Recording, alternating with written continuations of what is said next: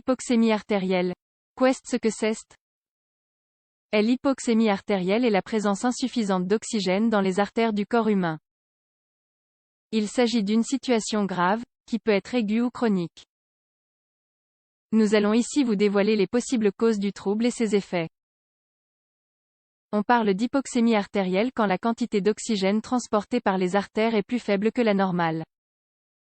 Il s'agit d'un cadre grave parce que l'une des fonctions primordiales des artères est justement de transporter l'oxygène vers les cellules. Sans une quantité adéquate d'oxygène, les cellules ne peuvent pas fonctionner. Dans les cadres graves d'hypoxémie artérielle, les fonctions vitales de l'organisme se retrouvent en danger, avec une possibilité de mort cellulaire si cette situation se prolonge dans le temps. Comment diagnostique-t-on l'hypoxémie artérielle? Pour déterminer l'hypoxémie artérielle, on utilise deux mesures en médecine. Millimètre de mercure. Dans des conditions normales, la quantité d'oxygène dans les artères doit osciller entre 75 et 100 mm de mercure. Quand la mesure se retrouve en dessous de 60 mm, on a besoin d'oxygène externe pour le patient. Saturation d'oxygène. La mesure la plus accessible est la saturation à travers des pourcentages. De petits dispositifs comme le saturomètre se connectent à un doigt pour évaluer ce pourcentage. Ainsi, une saturation d'oxygène entre 96 et 100% est normale. En dessous de 95%, il s'agit d'un signal d'alarme et, en dessous de 90%, on a besoin d'oxygène supplémentaire. Pour que l'oxygène arrive aux cellules, on doit respecter 3 étapes dans 3 endroits différents. Si l'une de ces étapes faillit, le résultat final, c'est-à-dire le fonctionnement cellulaire, se retrouve altéré. Ces étapes sont: oxygène de l'environnement. Le lieu où se trouve l'être humain doit avoir une concentration adéquate en oxygène. Il peut en manquer quand on va sur une montagne, par exemple, ou dans des pièces pleines de monoxyde de carbone. Poumons sains. Le système respiratoire doit être capable de prendre l'oxygène de l'environnement pour le transporter vers les artères. Des maladies comme l'asthme peuvent altérer ce processus.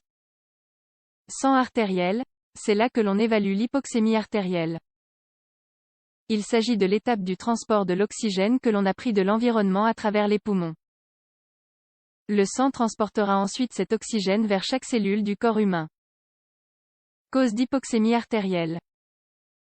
Les causes les plus fréquentes d'hypoxémie artérielle sont: maladies pulmonaires obstructives chroniques, MPOC. Parmi ces pathologies, nous retrouvons l'asthme, l'emphysème et la bronchite chronique. Étant donné que les poumons sont affectés, l'entrée d'oxygène est interrompue et la troisième étape, qui est celle de la distribution de l'oxygène dans le sang, commence par ce désavantage. Problèmes cardiaques. Certaines altérations du cœur affectent la communication entre les poumons et les artères. Étant donné que l'oxygène doit passer du système respiratoire au système circulatoire à travers la connexion poumon-cœur, s'il y a un problème dans cette connexion, l'oxygène disponible pour les artères diminuera. Pneumonie. Les patients avec une pneumonie infectieuse souffrent souvent d'hypoxémie artérielle. Dans les cas graves, qui nécessitent une hospitalisation, on surveille quotidiennement la saturation en oxygène pour connaître l'état du malade. Anémie. L'oxygène se transporte dans les artères à travers les globules rouges. Quand il y a une plus petite quantité de globules rouges, le transport d'oxygène se retrouve logiquement affecté. Cela se produit en cas d'anémie, quelle que soit son origine. Il existe différents degrés d'anémie et cela détermine différents degrés de sévérité de l'hypoxémie artérielle. Médicaments. L'utilisation de médicaments dérivant d'opioïdes et de morphiniques inclut l'hypoxémie artérielle dans ses effets secondaires. Ce sont des médicaments que l'on doit prendre selon les doses indiquées, en ayant une ordonnance et en étant suivi par un médecin.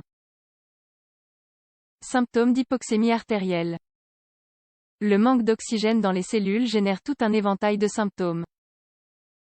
Certains signes répondent à l'organe le plus affecté par l'hypoxémie artérielle et d'autres sont des signes généraux. Parmi les symptômes habituels, nous avons changement dans la couleur de la peau. L'hypoxémie artérielle peut entraîner une pâleur, surtout associée à une anémie. Par ailleurs, elle peut générer une cyanose, qui est une coloration bleutée de la peau, un signe évident d'un manque d'oxygène grave. Évanouissement. Si l'oxygène que reçoit le cerveau n'est pas suffisant, il aura tendance à réduire son fonctionnement, au point de générer un évanouissement ou une syncope. Céphalée. Quand l'hypoxémie artérielle est intermédiaire et persistante, on retrouve des maux de tête et des signes de bombement. Cette douleur ne disparaît pas avec les anti-inflammatoires habituels. Problème de coordination motrice. Le cerveau a besoin d'oxygène pour pouvoir accomplir toutes ses fonctions régulatrices. Parmi ces fonctions, nous retrouvons la coordination motrice pour marcher et nous déplacer. En cas d'hypoxémie artérielle, il peut y avoir des difficultés lors d'activités simples comme marcher ou vouloir prendre quelque chose avec les mains.